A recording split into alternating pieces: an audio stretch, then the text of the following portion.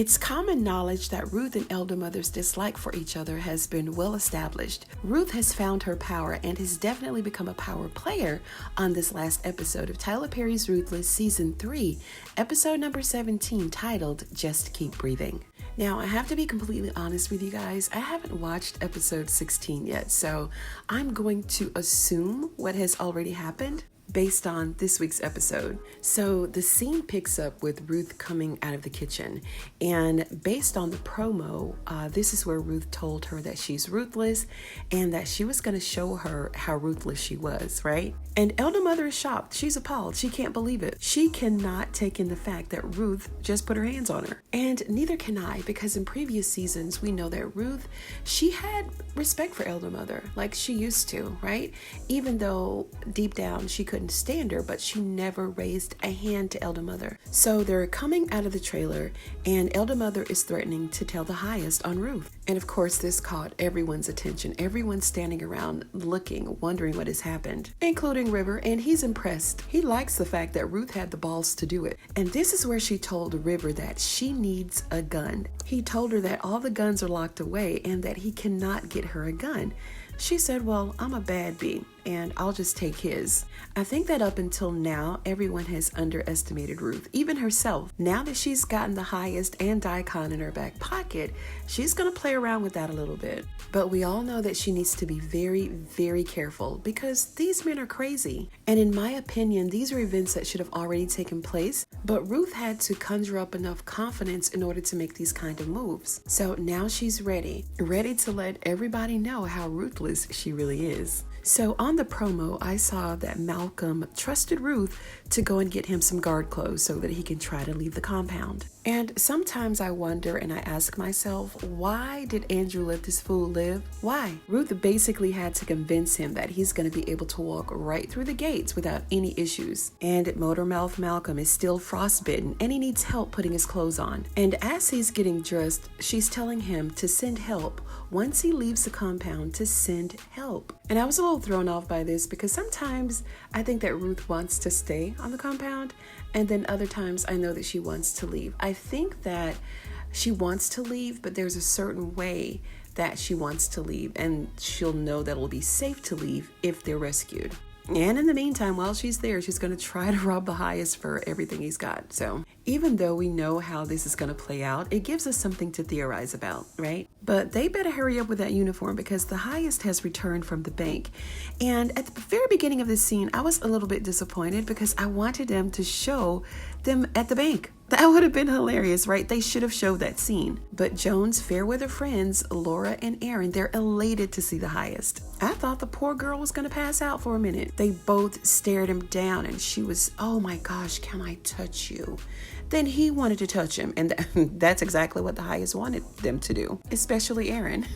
He looked directly at Aaron and called him beautiful. We all know that William is dead and gone, and the highest is in need of a new boy toy. And it looks like Aaron fits the bill. This was too obvious. So as they made their way onto the compound, River is running up to the highest as if he's a 6-year-old kid and that his daddy just got off work.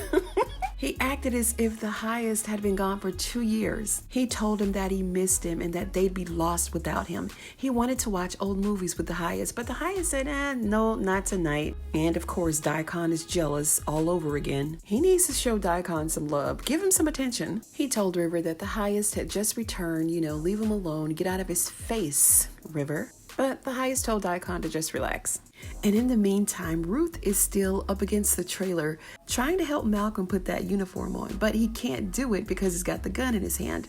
So he sat the gun down. And right before he got ready to pick the gun back up, Ruth grabbed the gun and drew it on him. And I know that Ruth feels really powerful in this moment. So proud that she had to walk him out to the front so that everybody could see that she was in control now. She knew that the highest would be impressed with her. She knew that this would somehow peel back another layer of trust with the highest. And initially, Daikon thought that she had the gun drawn on one of his men. But she had to turn Malcolm around so that they could see his face and see that he was actually, in fact, the FBI agent. And of course, the highest wanted to know how how she was able to overtake him. And as she's explaining what happened, Elder Mother came up, and Ruth told the highest that Elder Mother was supposed to come back to check on her and to get her. But she didn't. Elder Mother stood there in his face and lied and said she never saw Ruth. She wanted Malcolm to kill her. In fact, she took her poor sweet time getting back. And we all know that Elder Mother's walk can be at a snail's pace whenever she wants it to. So with all of this going on, we all know that the highest can't deal with more than 2 things at a time. So he told them that we're to handle this in the morning because we've got some guests at the gate. We can't be showing out in front of company right now. So I'll handle it in the morning. So now that they have Malcolm captured, they've got to throw him in the trailer with the other 2 agents. And why is Brian still sitting there holding his fingers? Those nubs ought to be healed by now. Brian told the guard that he's got to go to the bathroom. And the guard was like, so what? You better go in here. And now Andrew is regretting saving Malcolm. Like, Andrew was not smart in his moves. And with him being an FBI agent, I mean, he got caught. He got caught at the locals. Like, what other place could you have ran to, Andrew? I mean, we need some of those FBI smarts to kick in with all 3 of you guys. They're all acting as dumb as a sack of rocks. As dumb as the other Raku soldiers. And now Andrew wants to bring Mac up, and he wanted to know how long is it going to be before Mac starts to get suspicious. And notice that they're not returning back from their assignments. And Brian told him it's going to be tomorrow. Now, why do we know that this is going to be the longest night on the Raku camp? Tomorrow could be next season, right? But Malcolm has lost hope. He thinks that Mac is actually with the Raku. He believes that. And he needs to just shut up because Mac doesn't even know that he's there. And he's even bragging and gloating over the fact that he hasn't been cleansed yet. But Andrew told him, don't celebrate too soon, dude, because they've got something planned for you. Can't wait to see that part. So then we move on to River and Ruth, and they're having a conversation on the gazebo. And the moment that River has been waiting on for seasons now, he finally saw a bank bag coming through the compound. But Ruth is more interested in finding out where Joan is. And y'all, whatever happened to Joan warning her friends that they should not join the Rakadushi camp? The only thing that she said was, are you sure that you guys want to join? That was it. And Laura told Joan, look, we gave up everything. We gave up our entire lives to be here. So we're going in. So when they got in there, River became the tour guide for the camp. So he's going to show them around a bit.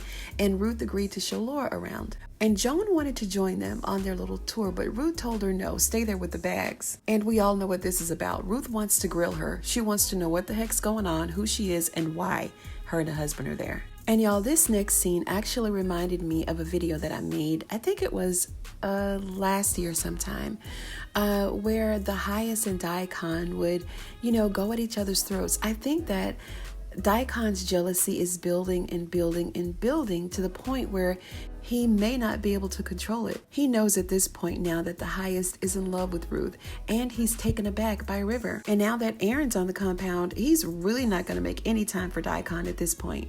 The highest told him how impressed he was with Ruth and how she handled Malcolm. And of course, Daikon is playing this down. He didn't get excited at all. The jealousy was oozing from his nose and his ears. It was just so obvious. Then I guess the highest did have a little bit of compassion for him because he asked him about the wound from the sword that he gave him last season. And the highest told him, look, you don't have to be so jealous. I've been very, very patient with you. You've let Andrew get away. You're jealous of Ruth. And he thinks it's cute that Daikon is jealous of his relationships. But pretty soon that jealousy is going to turn to anger, and then the anger is going to turn to rage. The highest better watch his back. And then we have to toss in the fact that Daikon is madly in love with Ruth himself. So he really needs to be careful. So Manny had to finally face the music with his issue, and he had to go to Elder Mother because she's the only person on the compound that can help him. He took River's advice and told Elder Mother that he fell on 2 knives that were in his pocket. Can you guys imagine if, you're falling to the ground, you have 2 knives in your pocket and you get cut on both sides? That means that your maker stick has to be huge, humongous to get caught in knives in both of your pockets, right? Just think about it for a moment. I don't know why he used that scenario, but I guess he's desperate at this point. Elder Mother walked him to the infirmary and she's gonna help him out. So Ruth took Laura to the trailer to finish showing her around. And, of course, Laura has question about kids. And Ruth told her about the kids, but she said we can't go and see the kids because parents can bring on a distraction when the children are trying to learn. Now, was it just me, or is Ruth acting like a whole zombie right now? Ruth acts as if she's been converted. Although Ruth is trying to warn Laura in so many different ways, but Laura's not picking up what she's putting down at all. She's not getting it. It's not clicking yet. Even after she told her that the highest is going to sleep with your husband. It's going to happen. And poor Laura, she still doesn't know what the heck's going on. Once she saw that Laura was not picking up on her clues, she just told her she was kidding and they walked out. Now, guys, we have to remember that not everyone wants to leave. Like, there are so many of these Rakadushi members who are brainwashed, right? There's only a handful of people that want to leave. So every move that they make has to be well thought out. And I say this because we have yet another elder mother who's down for the Raku 110%. And she's really riding Lacey about peeling those potatoes. She got to make sure those potatoes are peeled properly. She told her that she was not peeling them fast enough, and she just continued to scold Lacey. Then Zane just came out of nowhere and slapped her, and the elder mother applauded it. She said that she see what elder mother Marva sees in Zane, and that Zane is going to be the youngest elder mother on the camp. Well, whoop-dee-doo. Can you believe this? This is what kind of friend Zane is. And you guys, I have an exclusive interview with elder mother. Well, it's not really an exclusive, but that sounded good, right? And she's going to let us know exactly why Zane is experiencing this character shift. So make sure that you guys stay tuned for that. I'm sure that you're going to enjoy it. So Elder Mother and Manny finally made it to the infirmary. And of course, Elder Mother has to know what happened, what really happened, and why Manny's maker stick looks like it's gone through a meat grinder. But it really didn't matter because whatever he said, she didn't believe him. And rightly so, because his story has changed in a matter of 2 minutes. So of course, Elder Mother wants something in exchange for stitching him up. And look how he's looking. He already knows what's coming with Elder Mother, right? She told him that once she got him all stitched up, that he's going to have to return the favor once he's healed. Then she told him in the meantime, he can use his hands to go under her dress and make her feel good. Oh my God. Y'all, Elder Mother is so desperate. Oh my gosh, it's just pathetic. But then Lewis came in and caught them because she wanted him to take Zane to the store. So once Brother Lewis got over to the kitchen, I don't know, maybe the sun baked his skin, because wasn't he just light skinned a few minutes ago? Nonetheless, he's ready to take Zane to the store. And this is where Lacey grabbed the pot of grease, threw it on the Elder Mother, and then drew a gun on Zane and whoever this brother is. End scene.